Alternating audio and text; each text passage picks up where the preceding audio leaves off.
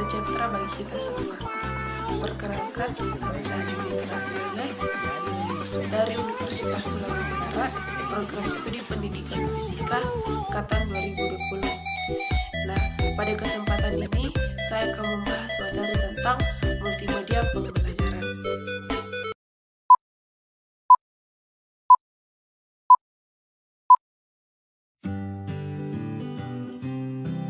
Yang pertama yang akan kita bahas yaitu pengertian multimedia pembelajaran.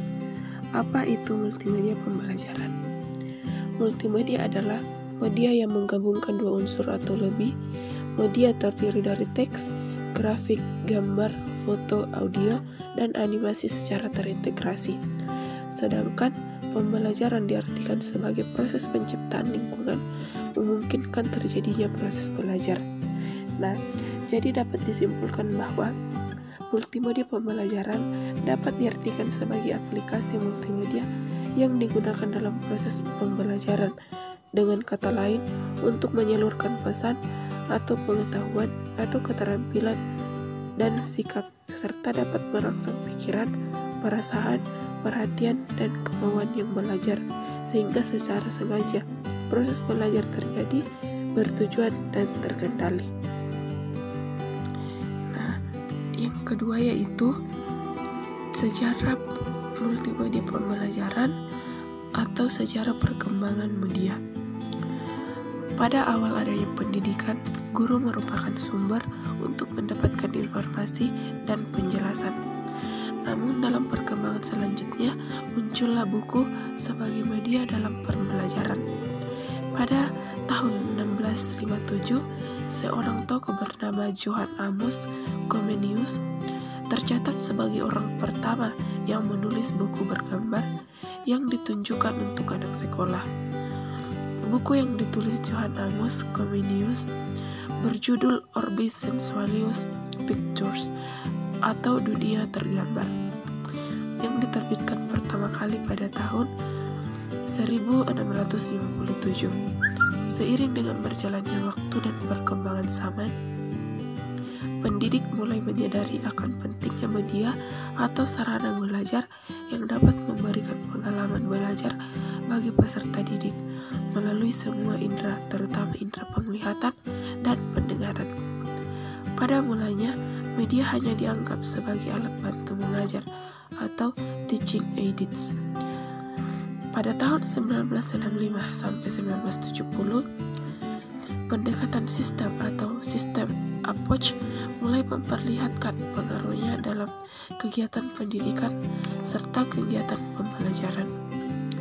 Pendekatan sistem ini mendorong penggunaan media dalam kegiatan pembelajaran dan juga program pembelajaran harus direncanakan serta secara sistematis. Seiring dengan perkembangannya ilmu pengetahuan, media belajar juga berkembang untuk memenuhi kompetensi yang harus terpenuhi pada zaman ini. Media pembelajaran semakin luas dan semakin interaktif.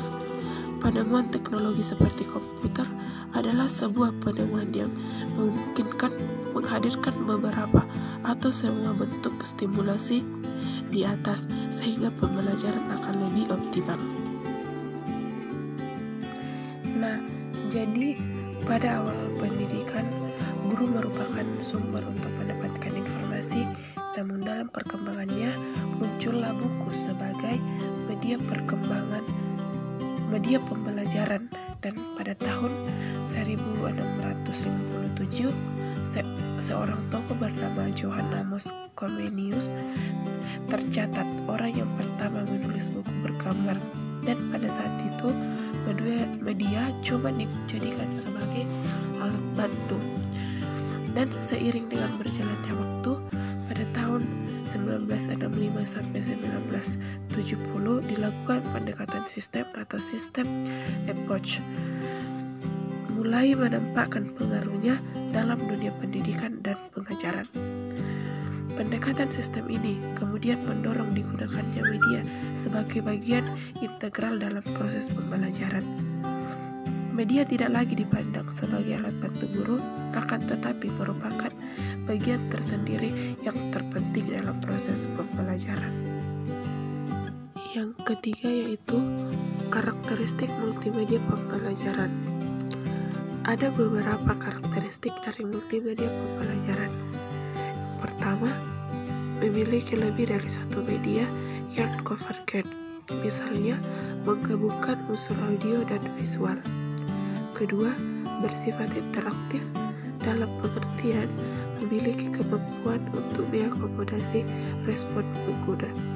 Dan yang ketiga yaitu bersifat mandiri dalam pengertian memberikan kemudahan dan kelengkapan isi sedemikian rupa sehingga pengguna bisa menggunakan tanpa bimbingan orang lain. Jadi terdapat 3 karakteristik dari multimedia pembelajaran. Kita masuk dalam materi fungsi multimedia pembelajaran.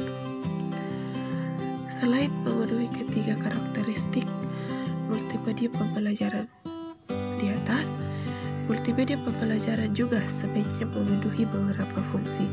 Yang pertama, mampu memperkuat respon pengguna secepatnya dan sesering mungkin. Yang kedua, mampu memberikan kesempatan kepada siswa untuk mengontrol laju kecepatan belajarnya sendiri. Yang ketiga, memperhatikan bahwa siswa mengikuti suatu urutan yang koheren dan terkendalikan. Dan yang keempat yaitu mampu memberikan kesempatan adanya partisipasi dari pengguna dalam bentuk respon, baik berupa jawaban, pemilihan, keputusan, percobaan, dan lain-lain. Selanjutnya yaitu syarat atau kriteria pemilihan media pembelajaran yang baik. Yang pertama, sesuai dengan tujuan. Yang kedua, praktis, luas, dan bertahan. Yang ketiga, mampu dan terampil menggunakan. Yang keempat, pengelompokan sasaran. Dan yang kelima, mutu teknis. Nah, dalam pemilihan media pembelajaran yang akan digunakan, dalam pembelajaran yang memerhatikan kriteria-kriteria tersebut akan menghasilkan atau menemukan media pembelajaran yang berkualitas dan sesuai atau tepat digunakan untuk masing-masing materi pembelajaran. Media pembelajaran yang dipilih juga mampu dengan mudah membantu guru menyampaikan materi kepada siswa. Siswa juga dapat lebih mudah menerima dan memahami materi pembelajaran dengan bantuan media pembelajaran yang sesuai dengan yang sudah dipilih berdasarkan kriteria di atas. Jadi, untuk mendapatkan media pembelajaran yang berkualitas atau sesuai dengan yang akan diajarkan, lebih baiknya memperhatikan syarat dan kriteria dalam pemilihan media pembelajaran. Komponen multimedia pembelajaran. Ada beberapa komponen multimedia pembelajaran, yaitu yang pertama teks. Teks ini merupakan salah satu komponen multimedia yang sangat ampuh dan jelas dalam penyampaian informasi. Yang kedua, gambar. Gambar merupakan komponen multimedia yang dapat menyampaikan informasi lebih menarik. Dan yang ketiga, audio atau suara merupakan komponen yang paling mengena oleh panca indera manusia. Suara dapat memberikan kesenangan seperti dalam mendengarkan musik atau dapat memberikan suasana yang dapat mengubah mood seseorang. Yang keempat, video. Video merupakan komponen multimedia yang terdiri dari gambar-gambar dan bergerak dengan sangat cepat secara berurutan. Video ini merupakan komponen paling menarik dalam multimedia, dan video juga memiliki kekuatan untuk membawa pengguna komputer lebih dekat kehidupan nyata. Dan yang kelima yaitu animasi. Animasi merupakan komponen multimedia yang dapat membuat suatu gambar atau tulisan terlihat lebih hidup dan dengan menampilkan potongan-potongan gambar yang berganti-ganti secara cepat. Selain itu, animasi juga dapat membuat slide presentasi menjadi lebih menarik. Selanjutnya atau yang terakhir yaitu saran bagi pengguna media pembelajaran. Jadi, adapun saran bagi pengguna media pembelajaran yaitu yang pertama, penggunaan media pembelajaran harus lebih sering dilakukan karena dapat mempermudah memahami materi yang disampaikan serta dapat menumbuhkan minat dan motivasi belajar. Dan yang kedua, sebaiknya media pembelajaran dibuat interaktif agar lebih efektif, kreatif, dan inovatif.